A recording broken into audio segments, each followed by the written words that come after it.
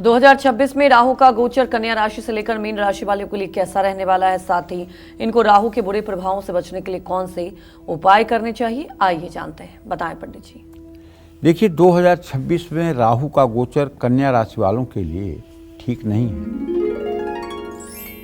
आप गलत संगत में जा सकते हैं, आप नशा और एडिक्शन की तरफ आपकी लत लग सकती है। अगर आपकी कन्या राशि है, मैं आपसे हाथ जोड़ के रिक्वेस्ट करूंगा, नशा आपके नाश का कारण बन जाएगा। जो गोचर है इस समय कुंभ राशि का, और जो आपकी कन्या राशि है 8वीं राशि है, अगर आपने एडिक्शन की तरफ जरा सा भी हाथ बढ़ाया तो पूरी जिंदगी नर्क हो जाएगी। और आपकी केवल नहीं नर्क होगी, पूरे परिवार को आप बर्बाद करके रख देंगे। इसलिए आप अपनी जीभ पर, अपने दिमाग पर पूरा काबू रखिए और ऐसे लोगों के साथ अपना उठना बैठना छोड़ दीजिए जो किसी प्रकार के एडिक्शन में हैं, जो कोई नशा करते हैं। ऐसे लोगों से मिलना जुलना, बातचीत करना, टेलीफोन पे बात करना, उनके साथ घूमना टहलना बंद कर दीजिए, वरना आप अपने बर्बादी के कारण खुद बनेंगे। जानते हैं, आदमी अपनी करतूत से दुख पाता है। 95% आदमी अपनी करतूत से दुख पाता है।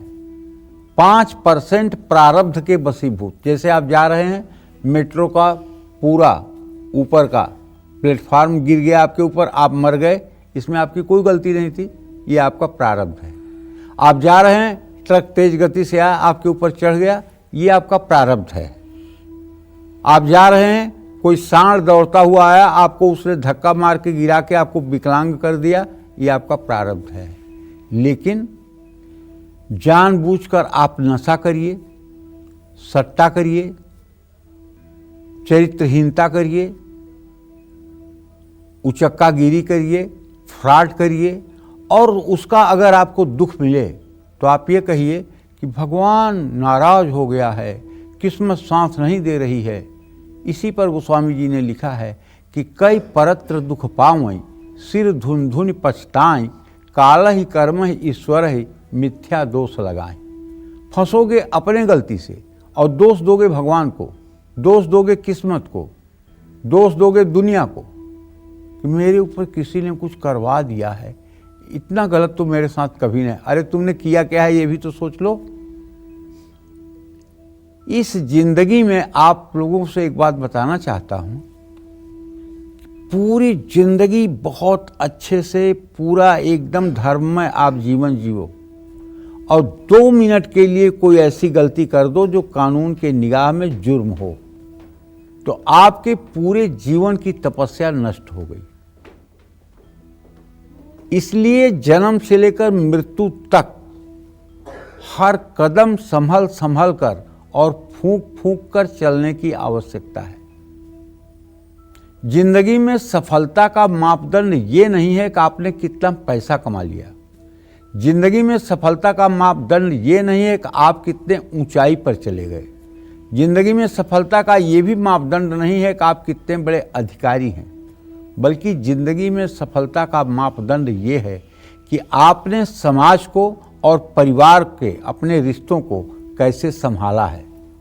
आपके परिवार का रिश्ता और आपका समाज का रिश्ता आपके साथ कितना व्यवस्थित है, आपके सफलता का मूल्यांकन ये होगा।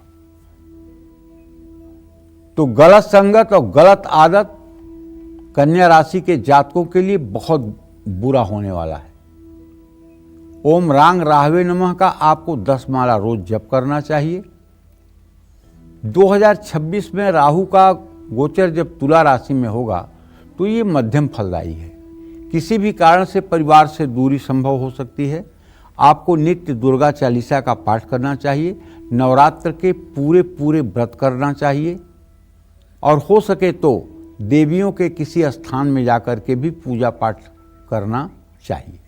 2026 में राहु का गोचर वृषभ राशि के जातकों के लिए शुभ है। 2 रंग वाला कंबल आपको दान करना चाहिए। 2026 में राहु का गोचर धनु राशि के जातकों के लिए औसत है। परिवार, धन और सेहत पर ध्यान देना होगा। मछलियों को दाने डालें, 2026 में राहु का गोचर मकर राशि वालों के लिए औसत से शुभता की ओर है। वैवाहिक जीवन में दूरियां आने से बचना होगा। अपने घर में मोर पंख जरूर लगाएं। 2026 में राहु का गोचर कुंभ राशि वालों को शुभ अशुभ दोनों प्रकार के प्रभाव देगा। सेहत को संभालें, गलत संगत, गलत काम करने की आदत छोड़ें। भूखे लोगों को भोजन कराएं। 2026 का गोचर मीन राशि वालों के लिए लाभदायक रहेगा। शिव जी को सफ़ेद चंदन अर्पित करें। अपने माथे पर भी सफ़ेद चंदन का नित्य तिलक लगाएं। इससे आपकी मनोकामना पूरी होगी। जय मां विंध्यवासिनी। 2026 में केतु का गोचर आपके लिए शुभ होगा या अशुभ, ये सब हम जानेंगे पंडित जी से, लेकिन एक छोटे से ब्रेक के बाद आप बने रहिए हमारे साथ और देखते रहिए कालचक्र।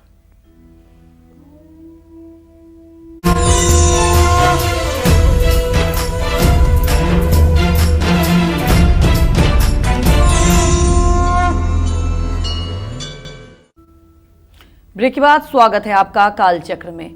और पंडित जी से अब जानेंगे कि 2026 में विक्रम संवत 2083 की शुरुआत हो रही है, जो शुभ नहीं है। और 2026 में हिंदी कैलेंडर के हिसाब से 12 नहीं बल्कि 13 महीने होंगे। क्या 13 महीने किस्मत संवारने या बिगाड़ने का भी काम कर सकते हैं? ये पंडित जी से जान लेते हैं। बताएं पंडित जी। देखिए, हर 3 साल में एक बार अधिक मास आता है और इसी तरह से एक 6 मास भी आता है। तो इस साल 2026 में 17 मई 2026 से 15 जून 2026 तक अधिक मास होगा। मतलब इसको सनातन धर्म की भाषा में पुरुषोत्तम मास कहते हैं। दूसरे भाषा में इसको अधिक मास कहते हैं। और जिन लोगों को भाषा का ज्ञान नहीं है, जिन लोगों को सनातन धर्म की उच्चता का ज्ञान नहीं है, वो लोग इसको मल मास भी कहते हैं। ये बहुत गंदा शब्द है मल मास। मल माने बहुत ही गंदा होता है। तो इसको पुरुषोत्तम मास और अधिक मास कहना श्रेष्ठ है। संवत 2083 में एक अधिक महीना हो रहा है। इससे कोई बहुत ज़्यादा कुछ असर नहीं पड़ने वाला है। और ये पूरा साल देश समाज के लिए थोड़ा उथल पुथल भरा जरूर रहेगा। तनाव, परेशानियां, अनचाहे भय, विश्व में उथल पुथल की स्थिति, ये सारी बातें संवत 2083 में आपको देखने को मिलेगी। महार्घता भी देखी जाए तो महंगाई का भी चरम तांडव रहेगा। इसमें कोई दो राय नहीं। 2083 में महंगाई भी रहेगी।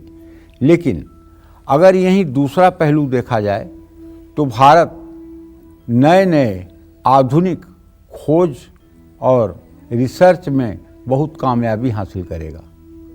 भारत की विश्व के अन्य देशों के बीच में प्रतिष्ठा बढ़ेगी, इसमें कोई दो राय नहीं है। लेकिन विश्व में अशांति और हलचल रहेगी, जिसका प्रभाव परोक्ष रूप से भारत पर भी पड़ेगा।